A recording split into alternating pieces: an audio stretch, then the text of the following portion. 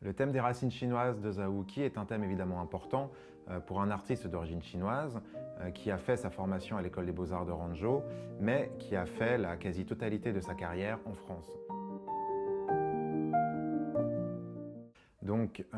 explorer les racines chinoises de Zhao Wuqi, c'est aller au cœur de son travail, c'est essayer de voir en quoi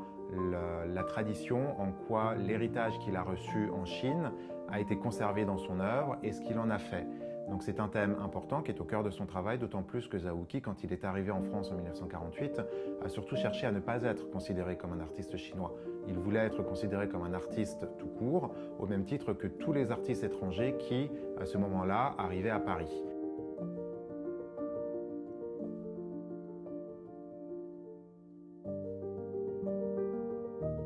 Et bien évidemment, même s'il a volontairement mis la culture chinoise de côté, elle irrigue son travail, elle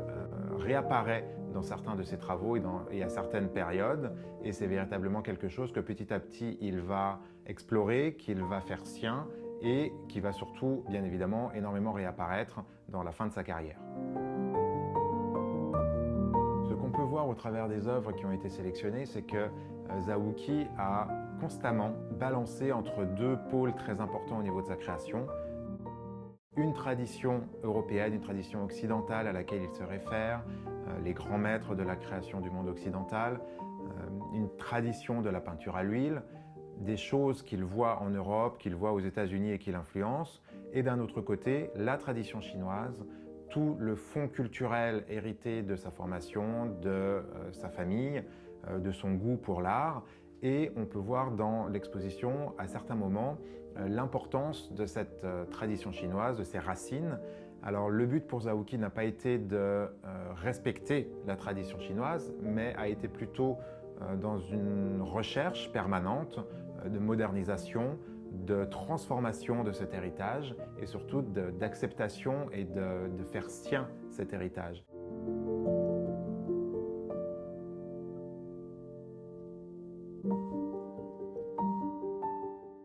La Grande Encre de 2006 est peut-être pour moi l'œuvre qui représente le mieux le parcours et le chemin artistique de Zhao Wuqi. C'est une grande encre de Chine, donc l'encre de Chine est bien évidemment la tradition chinoise, c'est la technique de la tradition chinoise. Son but était non pas de faire ce qui avait déjà été fait, de respecter la tradition chinoise, mais justement de la moderniser, d'en faire quelque chose de nouveau, d'en faire quelque chose qui soit sa signature, sa marque. Et la Grande Encre de Chine de 2006 témoigne justement de cette modernisation de la tradition chinoise.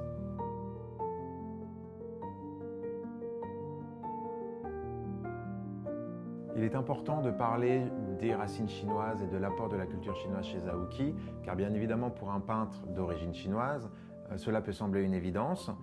C'était aussi important de le faire à Hong Kong, justement avec un public chinois qui va sans doute retrouver dans ses œuvres des éléments de culture chinoise, mais il était aussi important de montrer que ça n'est qu'une facette de l'art de Zhao Wuqi et que l'intérêt de Zhao Wuqi, en tout cas la particularité de son chemin artistique, a été justement de ne pas rester uniquement dans un seul chemin, de ne pas puiser à une seule tradition, qu'elle soit chinoise ou qu'elle soit occidentale, mais justement de mélanger ces deux traditions.